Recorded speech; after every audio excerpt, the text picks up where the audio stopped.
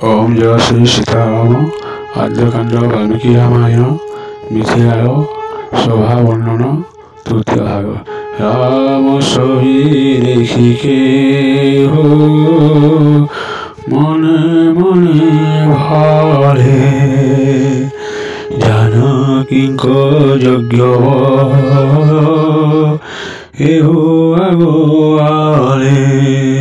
एहाको देखिबे जे जनक रायण पणते जानकीको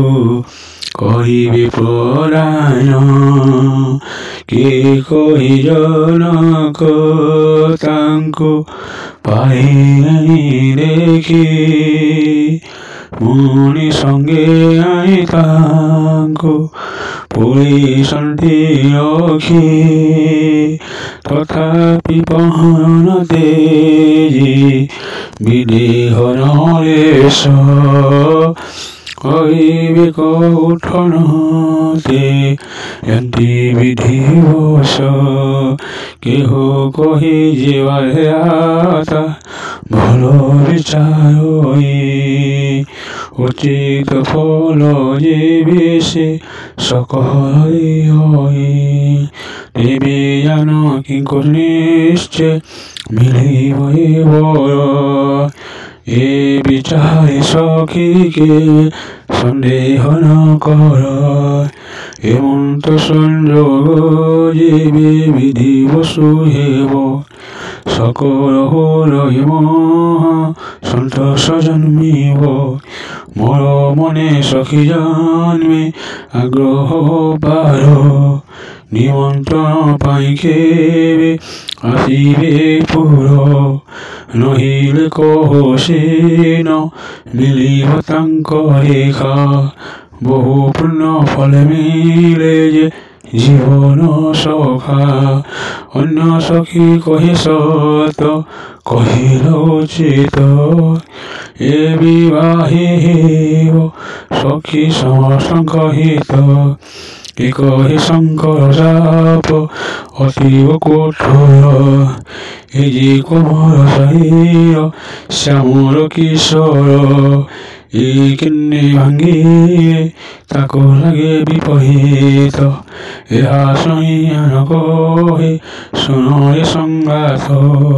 ଏ ଦୁଇ ଭାଇ ଶାନ୍ତ ସ୍ୱଭାବ କଠିନ ଯାଙ୍କ ପାର ଧରି ଲାଗେ ଟଣି ପାଷାଣ ନ ଭାଙ୍ଗିବେ ଶିବଧନ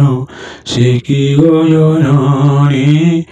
ମୋ କଥା ମନରେ ରଖ ନ କର ଭାଲେ যে হাতা সীতাই দিলা অপরূপ শ্রী সেই